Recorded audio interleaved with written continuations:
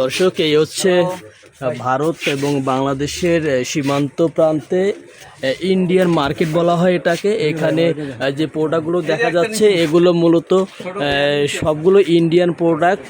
এগুলো কিন্তু কোনো না কোনোভাবেই বাংলাদেশে ঢোকে এবং তারা কিন্তু এখান থেকে রিসাইকেল করে পাঠিয়ে দেয় এবং এখান থেকে দেশের সমগ্র যে জেলাগুলো রয়েছে এবং উপজেলাগুলো রয়েছে এগুলোতে কিন্তু ক্ষুদ্র ক্ষুদ্র ব্যবসায়ীরা এগুলো সংগ্রহ করেন এবং তারা কিন্তু বিক্রয় করেন।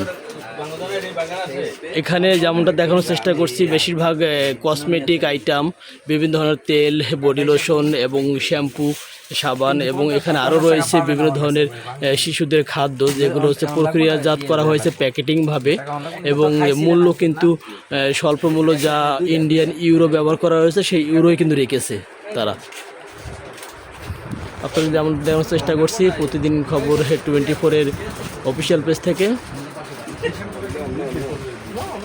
এখানে আরেকটা জিনিস লক্ষ্য করছি আমরা, এখানে বিভিন্ন ধরনের সাবান দেখা যাচ্ছে।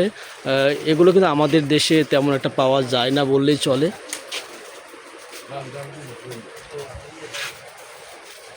এগুলো হচ্ছে সবগুলো সাবান।